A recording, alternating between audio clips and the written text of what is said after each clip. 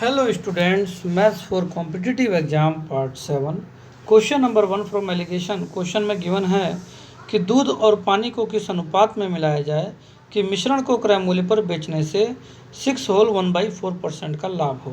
यह मान लीजिए कि पानी का क्रय मूल्य 0 है। तो वेरी इंपॉर्टेंट क्वेश्चन है एलिगेशन का, और मैं आपको बता दूं तो इसके 2 से 3 टाइप हैं सॉल्व करने के। आपको जो भी टाइप अच्छा लगता है उसी तरीके से आप इसको सॉल्व कर लीजिएगा। सबसे पहले मैं आपको इसका ईजी मेथड बताता हूँ। सबसे पहले कहता क्या है कि दूध और पानी को किस अनुपात में लेकर मिलाया जाए कि मिश्रण को क्रय मूल्य पर बेचने पर 6 होल 1/4% का लाभ हो। तो मैं अगर आपको क्लियर कर दूं तो ये जो परसेंट दिया है लाभ का 6 होल 1/4, तो इसका फ्रैक्शन फॉर्म आपको पता होगा 25/400 हो जाएगा, जिसको मैं डिवाइड कर दूंगा तो ये आ जाएगा 1/16। इसका मतलब ये हुआ, आपको पहले से भी पता होगा परसेंटेज, अगर आप पढ़ रहे होंगे या चाहें आप मेरा परसेंटेज पढ़ के देखिएगा परसेंटेज वाले पार्ट पे जाके।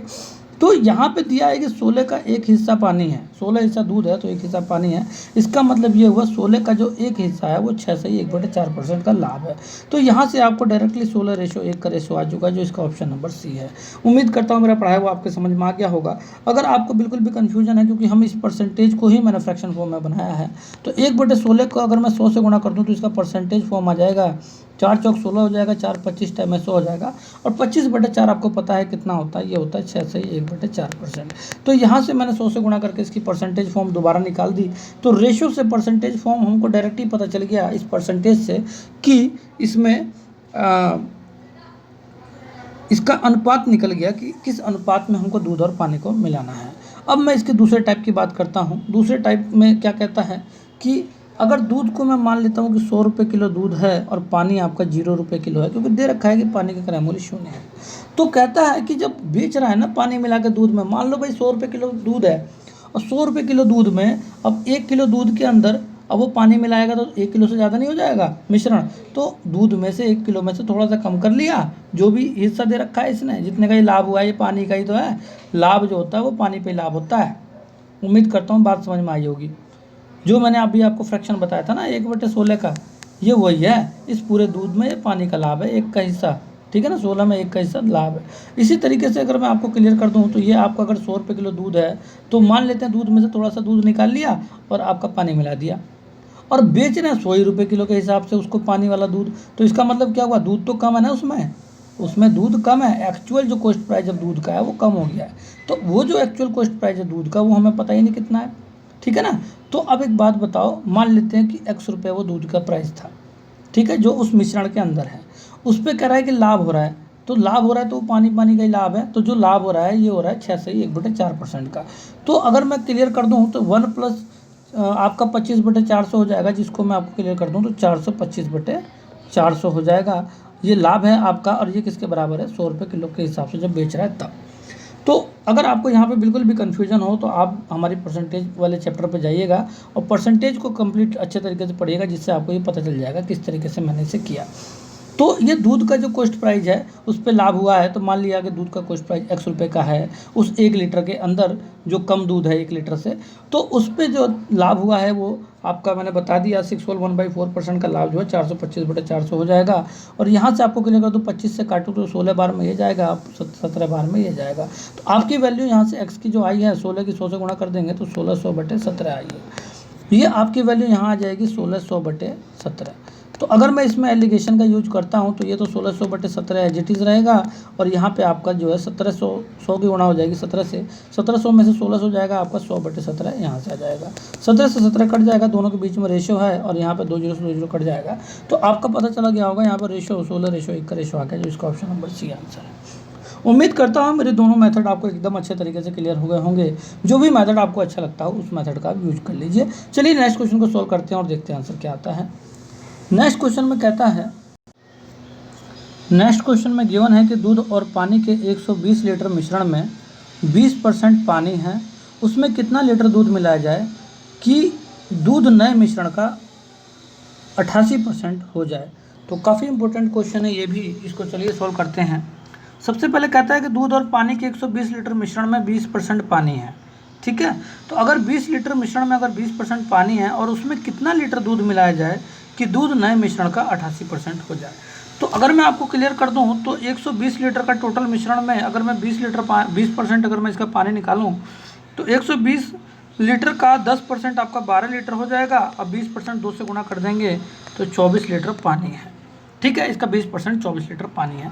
तो उसमें कितना लीटर दूध मिलाया जाए कि दूध नए मिश्रण का 88% हो जाए। इसका मतलब ये हुआ कि जब पहले अगर 20% पानी था तो 24 लीटर था, तो मान लेते हैं कि टोटल मिश्रण अब एक्स लीटर है इसमें दूध मिलाने के बाद।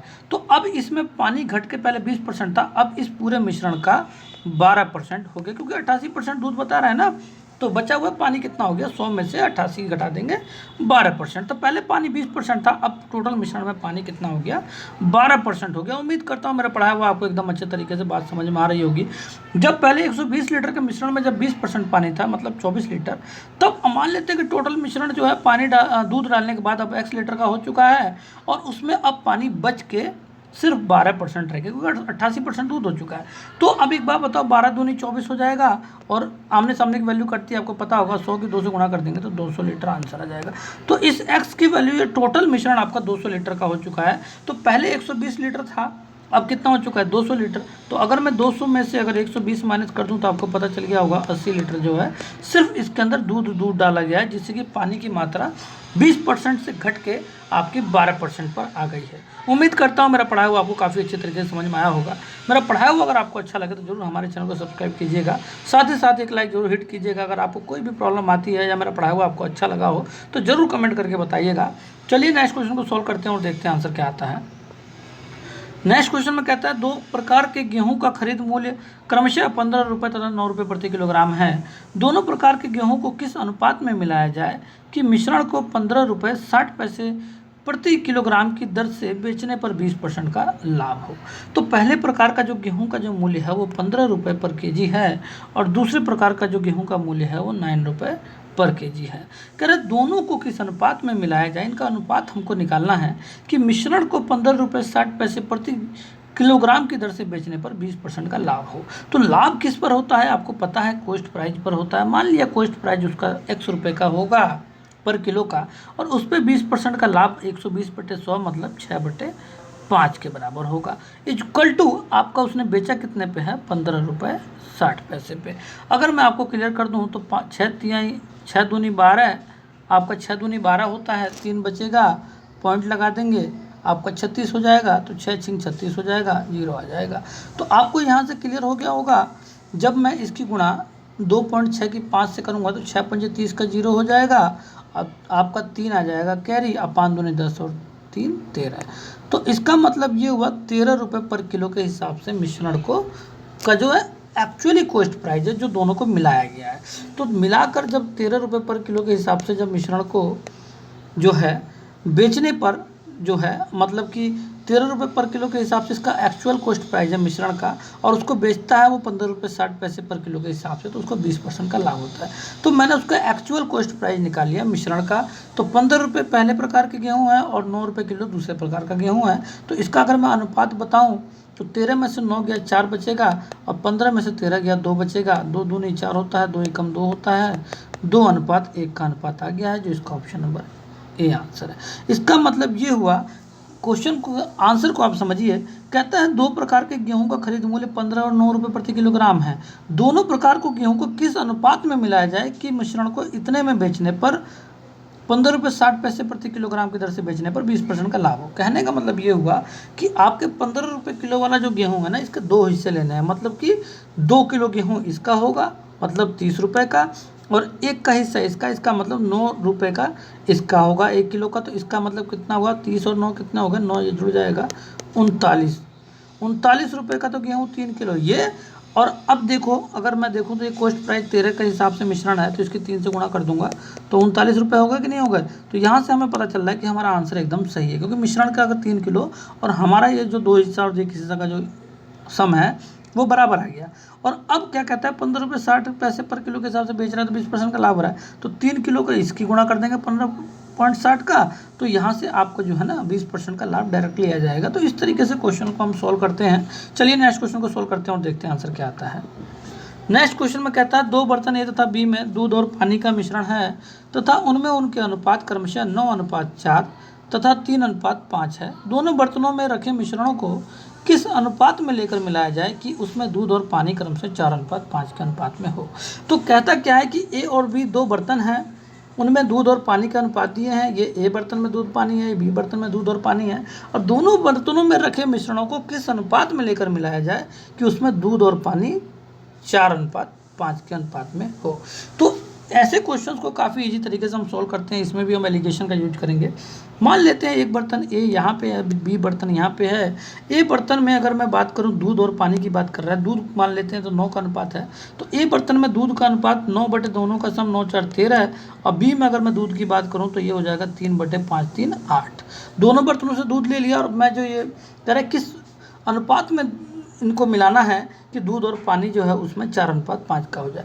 तो अब मैं बताऊं तो जिस इन दोनों में से जो किस अनुपात में जो है मिश्रणों को लेकर तीसरे में जब हम डालेंगे तो इसमें भी दूध का अनुपात यहाँ पे आपका जो है 4/2 दोनों का सम 9 के बराबर है।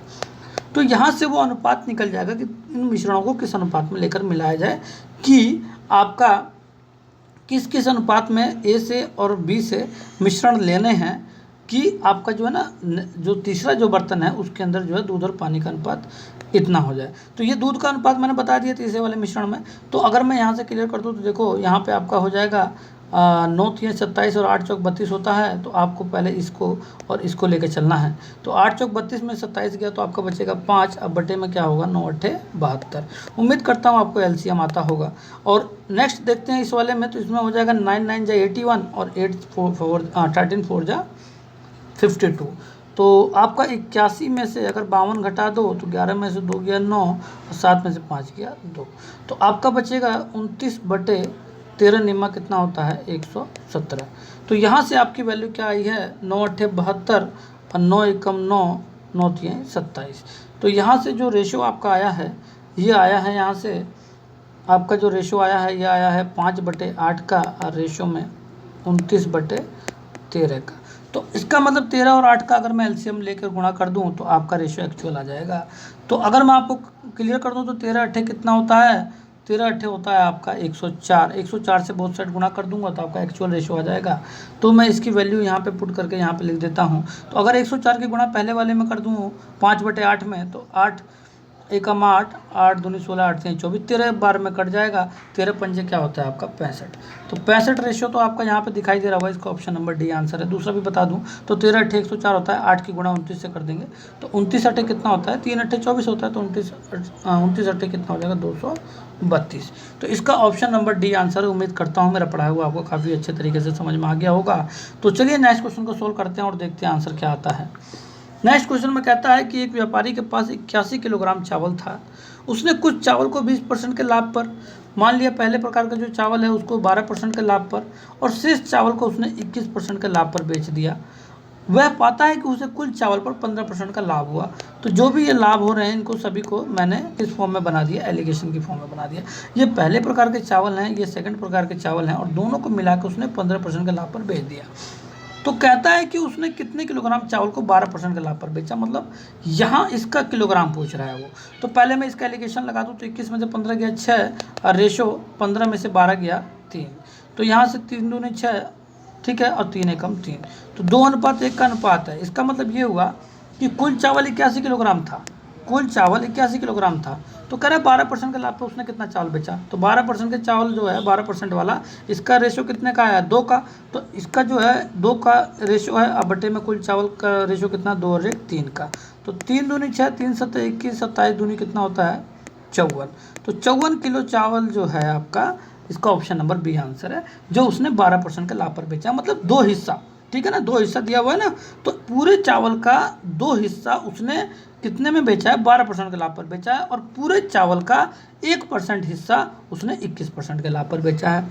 उम्मीद करता हूँ मेरा पढ़ाया हुआ आपके समझ में आ गया होगा। अगर 1% की बात करता है कि 21% के लाभ पर कितना बेचा है तो वो 27 किलो आपका डायरेक्ट ही आ जाएगा, ठीक है ना। 27 दूनी 54 और 27 दिया 81। तो चलिए नेक्स्ट क्वेश्चन को सोल्व करते हैं और देखते हैं आंसर क्या आता है। नेक्स्ट क्वेश्चन में कहता है कि 24 रुपये प्रति किलोग्राम के चावल को 34 रुपये प्रति किलोग्राम के चावल के साथ आपस में किस अनुपात में मिलाया जाए कि मिश्रण का मूल्य 30 रुपये प्रति किलोग्राम हो। तो ये क्वेश्चन मैंने आप लोगों के लिए सेट किया था। उम्मीद करता हूँ आप इसका आंसर एकदम जो है एक्यूरेट देंगे। आप इसका आंसर जो है कमेंट करके मुझे कमेंट बॉक्स में बताइएगा कि इसका आंसर क्या है। Okay students, bye.